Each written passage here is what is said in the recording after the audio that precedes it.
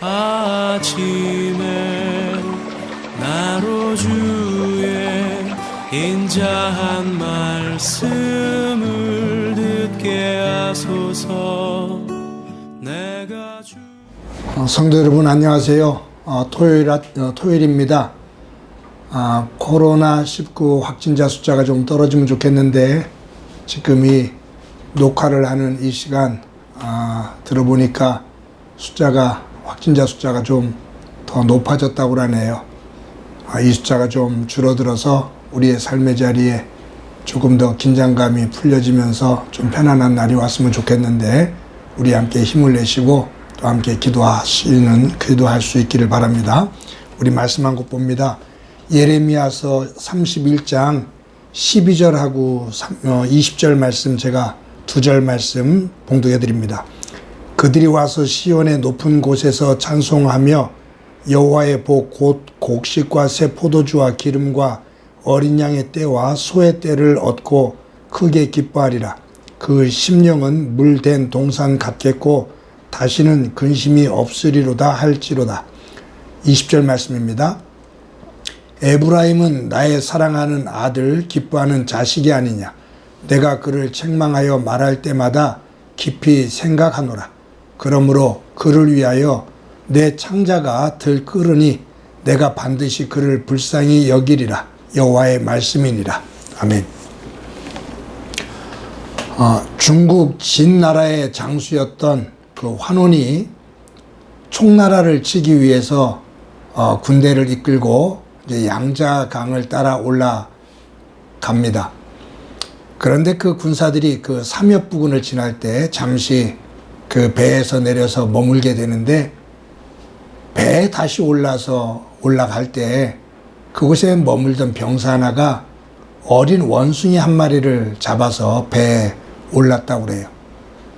근데 그 새끼 원숭이가 잡혀서 배를 타고 배에 올려져서 이제 떠나게 되는데 자기 새끼를 잃은 어미 원숭이가 그 강변을 따라서 계속 울부짖으면서 따라왔답니다.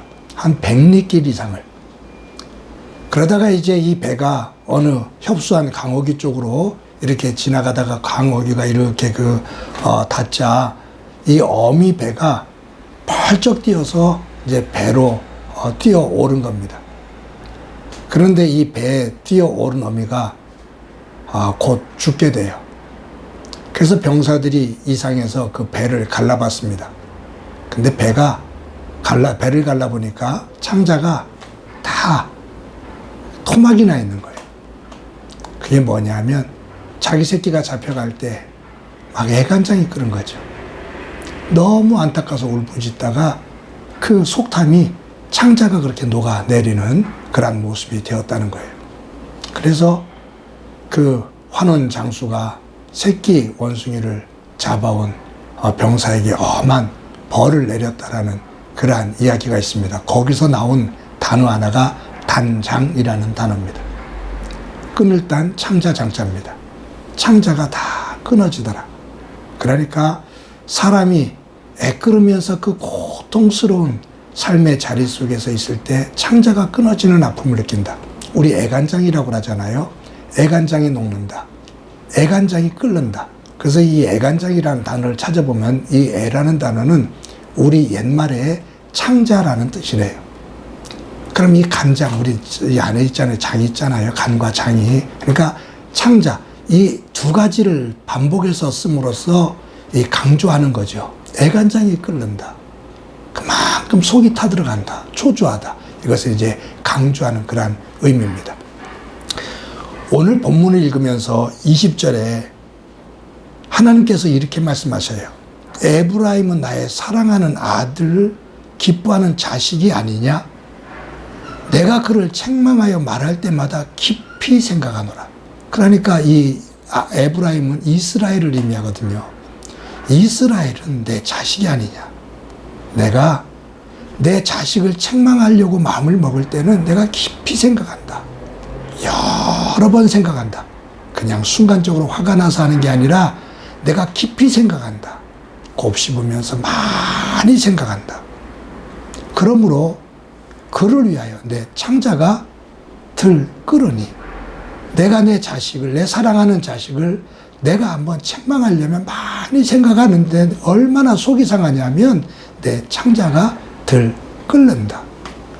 즉 우리 표현을 한다면 애간장이 탄다.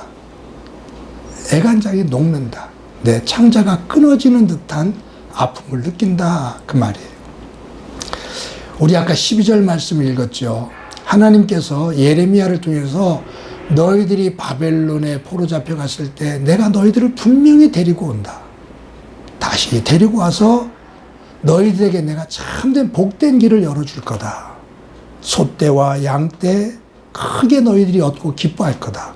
그러면서 그 심령은 물된 동산 같겠고 다시는 근심이 없는 그 세계로 내가 회복시켜 줄 거다.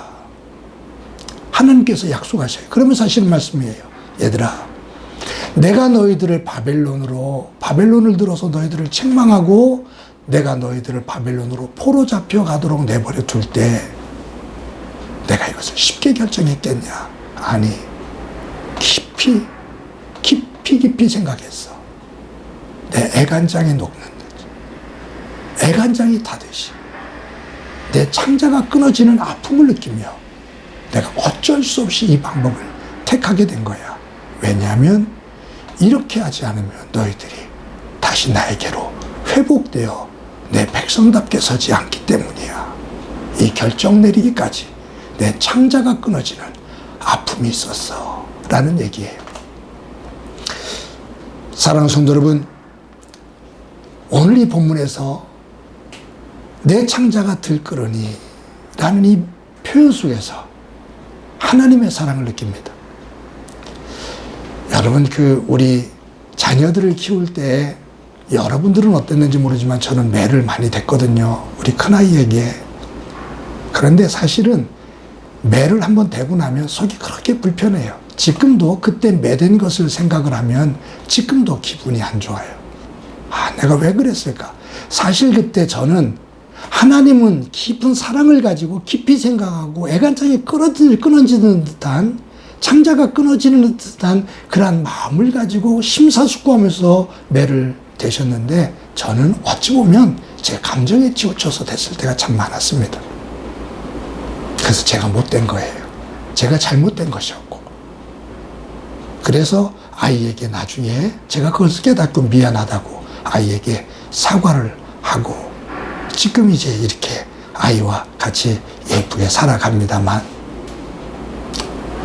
하나님이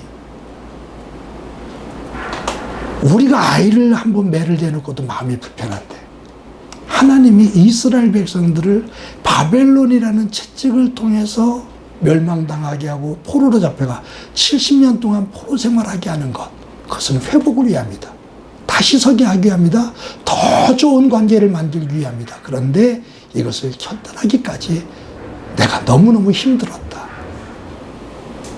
사랑의 매입니다. 정말로 사랑의 매입니다. 사랑하는 성도 여러분, 우리는 하나님의 심판을 너무 쉽게 얘기합니다. 그런데 어느 순간 하나님께서 우리를 향해 한번 진노를 하시고 사랑의 매를 작게라도 대실 때 하나님은 많이 생각하신다. 깊이 생각하신다. 당신의 애간장이 녹아내리는 것 같은 아픔을 가지고 그렇게 하신다.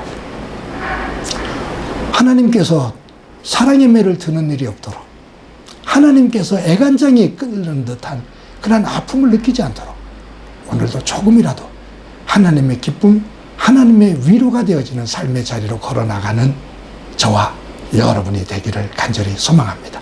오늘도 그와 같은 복된 삶이 되어지기를 주님의 이름으로 간절히 소망합니다. 기도합니다.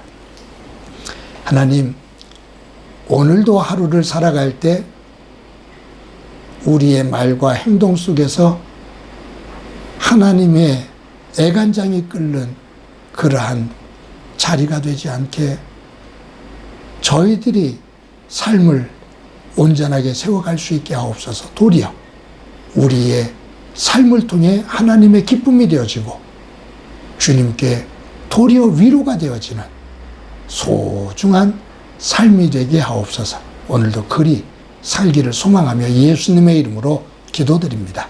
아멘.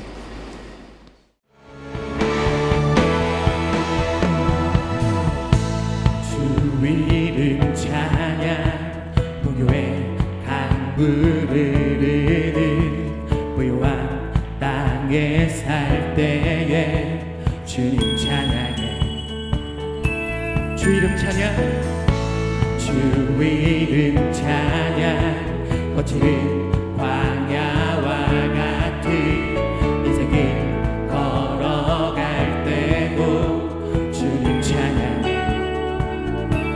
모든 축복 주신 주님 찬양하리 어두운 날이 다가와도 나 외치리 주의 이름을 찬양해 주의 이름을 찬양해 영화로운 주 이름 찬양